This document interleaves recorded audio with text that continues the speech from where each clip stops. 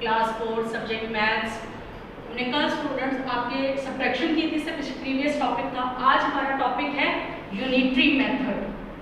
नाम से पता चल रहा है यूनिटरी मीन यूनिट यानी एक, यानी हमारा यूनिटरी मेथड क्या होगा कि हम पहले जो भी वैल्यू हमें दी होंगी, अगर सपोज हमें ईयर की आपका रेंट दिया हुआ है तो हम उसको मंथ में करेंगे और फिर उसके बाद जो है रिक्वायर्ड अगर हमें 3 मंथ्स का रेंट निकालना है तो हम उसे 3 से मल्टीप्लाई करेंगे।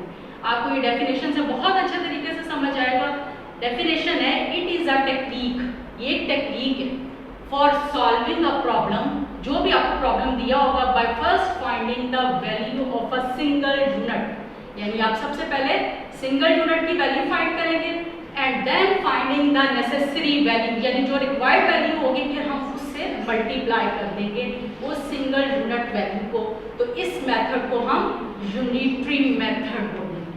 अब इसको आप क्वेश्चंस के जरिए बहुत अच्छे तरीके से समझेंगे।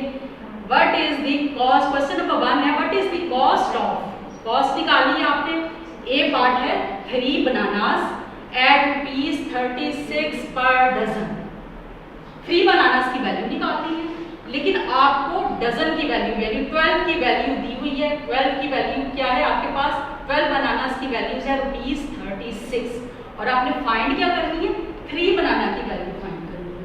तो उसके लिए हमें सबसे पहले क्या करना पड़ेगा, हम इसे यूनिटरी मेथड से सॉल्व करेंगे, यानी हम इसमें 1 की वैल्यू निकालेंगे, यानी हम 1 बनाना की पहले वैल्यू निकालेंगे और फिर जो है उससे 3 बनाना की वैल्यू निकालेंगे। हमारे पास है 1 डजन किसके इक्वल होता है, 12, ठीक है ना। इसमें बनाना भी हो सकते हैं, आपके ऑरेंजेस भी हो सकते हैं, कुछ भी हो सकता है, यानी 1 डजन जो होता है वो 12 के इक्वल होता है, ठीक है। डजन मीन दर्जन आप सिंपली बोलते हैं। अब हमने क्या निकाला है, 1 की यूनिट की निकाली है। तो rate of a 1 dozen banana, 1 dozen banana की जो हमने वैल्यू दी हुई है ₹36, यानी प्राइस आपको 36 दी थी। हमारे पास 1 बनाना की हमने प्राइस निकालनी है। रेट ऑफ अ 1 बनाना क्या होगा हमारे पास, जो हमारे पास प्राइस दी हुई है 1 डजन की, 36 को उसको 12 पर डिवाइड कर देंगे, यानी 36 डिवाइडेड बाय 12 आपके पास आ जाएगा, ठीक है। तो ये हमारे पास क्या आ जाएगा, जब हम इसे करेंगे तो 12 3s are 36 होता है, यानी हमारे पास 1 बनाना की प्राइस आपको ₹3 निकल आई। अब हमारे पास 1 बनाना की प्राइस निकल आई है, हमें रिक्वायर्ड क्या है, 3 बनानास की प्राइस। तो हम क्या करेंगे, इसको जो 1 बनाना की प्राइस है उसको 3 से मल्टीप्लाई कर दें तो हमारे पास जो है वो 3 बनानास की प्राइस आ जाएगी। अब हम करते हैं रेट ऑफ 3 बनाना कितने होंगे, 3 मल्टीप्लाई बाय 3 की वैल्यू आपने यहाँ से निकाली है और उसको 3 से ही मल्टीप्लाई कर देंगे, ठीक है। 3 3s are 9 आ गया। So rate of 3 banana is equal to आपके पास है ₹9, ठीक है। ये हमने निकाल लिया है unitary with the help of a unitary method. इसी तरह से आपका जो है इसका बी पार्ट भी करेंगे आप, और फिर आगे नेक्स्ट क्वेश्चन नंबर 2 है वो भी इसी तरह से है। क्वेश्चन नंबर 2 का पार्ट ए हम करते हैं।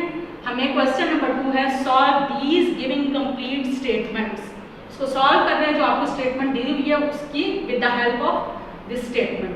पार्ट ए है आपके पास, a year rent of a house is ₹18,000 if the Shah family wants to rent the house for only 7 months, how much rent will they have to pay? अब देखिए वो आपको ईयर के रेंट की बता रहा है कि वो 18,000, ठीक है। अब वो कहता है कि शाह की फैमिली जो है वो चाहती है कि वो जो है वो 7 मंथ्स के लिए जो है वो रेंट पर, तो उसको कितना रेंट पे करना पड़ेगा वो निकालना है। तो आपको ईयर का दिया हुआ यानी 12 मंथ्स का रेंट दिया हुआ है और आपने उससे फिर 1 मंथ का रेंट निकालेंगे और 1 मंथ का जब निकालेंगे तो फिर उसको जो भी रेंट आएगा उसको 7 से मल्टीप्लाई कर देंगे। ये with the help of a unitary method हम सॉल्व करेंगे। सोल्यूशन है आपके पास, आपको पता है कि 1 ईयर कितने के होते हैं, इज इक्वल टू 12 मंथ्स।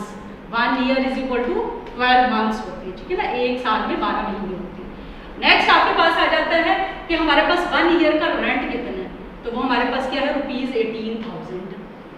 अब हमारे पास क्या है 12 मंथ्स का रेंट आपके पास जो है वो यानी 1 ईयर इक्वल टू 12 मंथ्स, ठीक है ना। तो ये 12 मंथ्स का रेंट आपके पास कितना आ गया 18,000।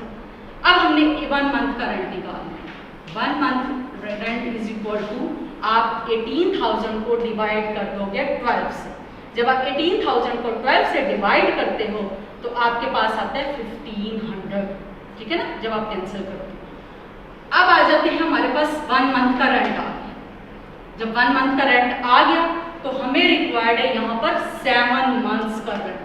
तो जब हम 7 मंथ्स का रेंट निकालेंगे तो वो हमारे पास क्या हो जाएगा, 1 मंथ के रेंट को हम जो है यानी 1500 को हम 7 से मल्टीप्लाई कर देंगे, यानी 7 months rent is equal to 1500 multiply by 7। और ये हमारे पास कितना आएगा, जब मल्टीप्लाई से करेंगे तो ये आ जाएगा आपके पास 10,500 रुपीज, ठीक है ना। ये हमने किससे किया, with the help of a unitary method. इसी तरह से इसका नेक्स्ट पार्ट भी जो है वो आप यूनिटरी मेथड के हेल्प से जो है वो सॉल्व करेंगे। आपको ये बहुत अच्छे तरीके से आई थिंक समझ में आ गया होगा और आप इसकी प्रैक्टिस करेंगी और जो रिमेनिंग पार्ट्स हैं इसके जो आपको असाइनमेंट में आएंगे वो इसकी हेल्प से with the help of a unitary method आप उसको सॉल्व करेंगी। और इसके अलावा आप ये डेफिनेशन भी बहुत अच्छे तरीके से याद करेंगे। Thank you.